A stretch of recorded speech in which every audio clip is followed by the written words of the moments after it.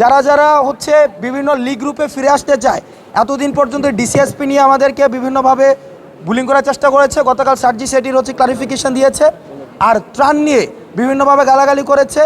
এখন আপনাদের কাছে প্রশ্ন, মানে যারা যারা কমেন্টে এসে গালাগালি করেন, এরপরে আপনাদের কাছে আর কি বাকি থাকে?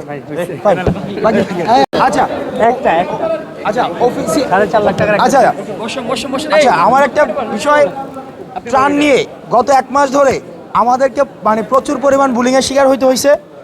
এবং দাঁড়াও, আমরা বাংলাদেশের মানুষের কাছে আহ্বান জানাবো, আপনারা ত্রাণ নিয়ে যেভাবে জবাবদিহিতার চর্চাটি আপনারা করেছেন, প্রত্যেকটা পয়সার হিসাব যেভাবে চেয়েছেন, আপনাদের কাছে আমাদের আহ্বান থাকবে, অতীতে সরকার যেই যেই ক্ষেত্রে যেই টাকা অ্যালট করেছে এবং ভবিষ্যতে যেই যেই প্রজেক্টে যেই টাকা অ্যালট করবে, সেটিরও ঠিক একইভাবে জবাবদিহিতা নিশ্চিত করবেন, যেভাবে আপনারা এই ত্রাণের জবাবদিহিতাটি নিশ্চিত করেছেন।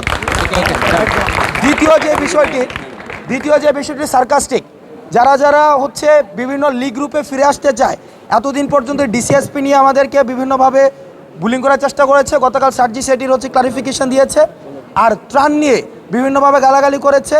এখন আপনাদের কাছে প্রশ্ন, মানে যারা যারা কমেন্টে এসে গালাগালি করেন, এরপরে আপনাদের কাছে আর কি বাকি থাকে? আচ্ছা ঠিক আছে, একটা ইম্পর্টেন্ট ভাই তোমরা যাও প্রশ্ন একটা ইম্পর্টেন্ট কথা।